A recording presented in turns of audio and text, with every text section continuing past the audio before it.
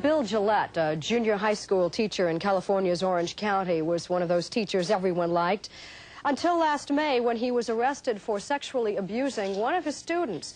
The charges were finally dropped, but his life has never been the same.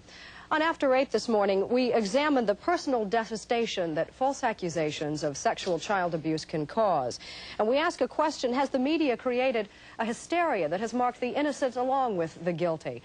Along with Bill Gillette, we have Paul Wallin, an Orange County attorney who has represented 40 teachers accused of sexually abusing students. And good morning, both of you.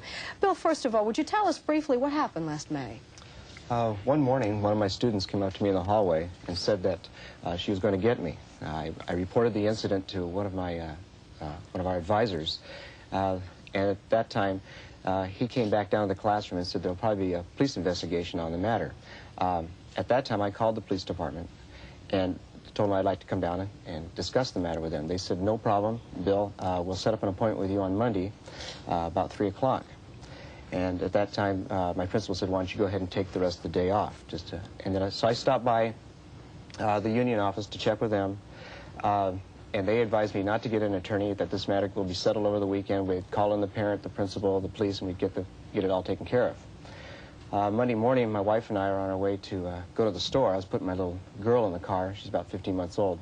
And two plainclothes policemen came up and arrested me, handcuffed me right in my driveway. I didn't even have, I couldn't even take my little girl back in the house or anything, and took me on down to jail. What was the specific charge? Child molesting. And you were accused not just by one girl, but by 4. Yes, Paul would be, he can handle that a little bit easier. What happened was the police attempted, the Orange Police Department, for some unknown reason, to apparently try to destroy this man's life. They arrested this man and held a news conference before 10 million people that saw it in Southern California, accusing him of molesting 4 separate girls. And they had not bothered to check with 3 of those girls. Who later... Oh, we were able in a matter of 10 days to find out that the charges were all false. We contacted the district attorney's office. Luckily, we got him out of jail quickly. And from that point on, everything went better for Mr. Gillette, only because the Orange County District Attorney's Office would not be pressured by the Orange Police Department, knowing that a civil lawsuit might be coming up, but saw the writing on the wall and allowed him to go free. Does everyone concede now that Bill Gillette was an innocent man? Yes. How common is this? You'd be surprised. We get between 5 and 10 calls a week in our office from people in Mr. Gillette's situation. We've represented 10 people in the last year, a principal, 3 teachers, fathers embroiled in child custody disputes with their wives that are falsely accused of this for various reasons. We have a problem. Also joining us to talk about it is William O'Malley, district attorney from Plymouth, Massachusetts. What is the solution to the problem?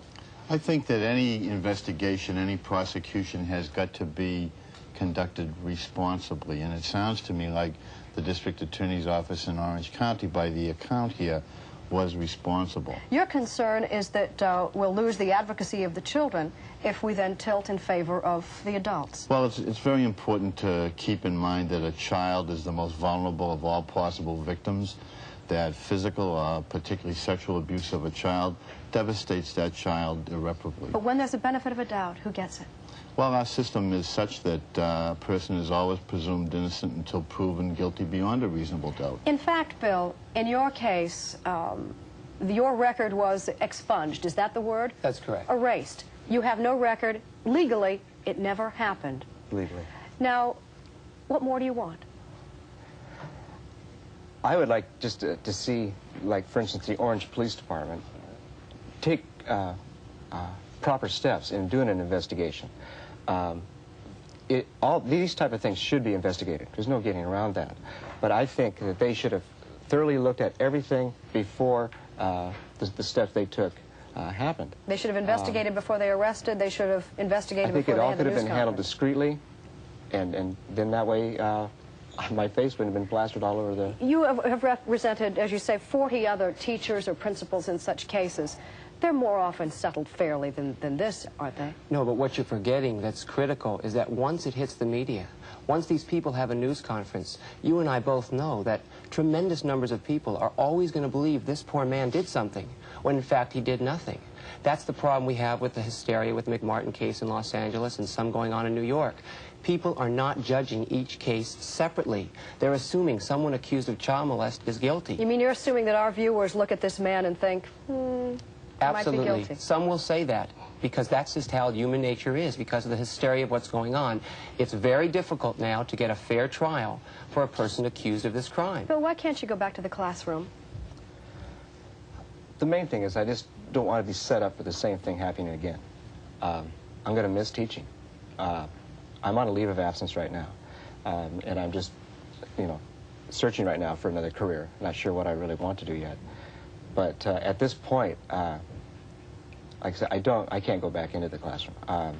I will miss the kids, because I do like working with them. Well, it is a dilemma, and thank you for sharing it with us, putting it on the agenda, and thank you as well.